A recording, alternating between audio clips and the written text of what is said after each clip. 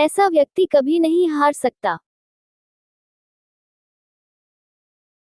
Short inspirational story in Hindi. बहुत पुरानी बात है, एक जंगल में एक गुरुकुल था जिसमें बहुत सारे बच्चे पढ़ने आते थे। एक बात की बात है, गुरुजी सभी विद्यार्थियों को पढ़ा रहे थे, मगर एक विद्यार्थी ऐसा था जिसे बार बार समझाने पर भी समझ में नहीं आ रहा था। गुरुजी को बहुत तेज से गुस्सा आया और उन्होंने उस विद्यार्थी से कहा, जरा अपनी हथेली तो दिखाओ बेटा।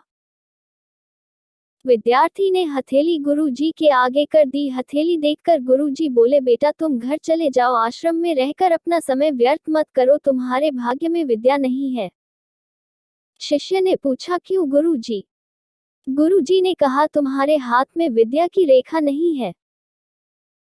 गुरुजी ने एक होशियार विद्यार्थी की हथेली उसे दिखाते हुए कहा, ये देखो, ये है विद्या की रेखा, ये तुम्हारे हाथ में नहीं है, इसलिए तुम समय नष्ट ना करो और घर चले जाओ और वहां अपना कोई और काम देखो।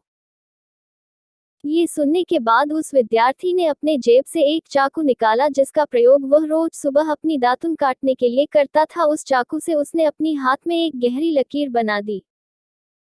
हाथ में खून बहने लगा। तब वह गुरुजी से बोला, मैंने अपने हाथ में विद्या की रेखा बना ली है गुरुजी।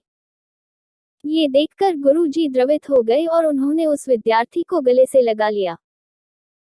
गुरुजी बोले, बेटा तुम्हें विद्या सीखने से कोई ताकत नहीं रोक सकती है, दृढ़ निश्चय और परिश्रम हाथ की रेखाओं को ही बदल देती है।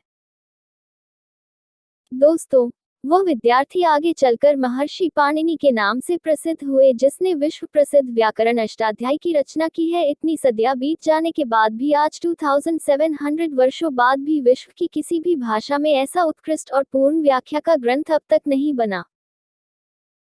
तो दोस्तों, इस कहानी की शिक्षा ये है कि लोग चाहे जो भी बोले, हम हर एक को गलत साबित करते हुए अपनी लगन और कठिन परिश्रम के दम पर जो चाहे वो सब कुछ हासिल कर सकते हैं।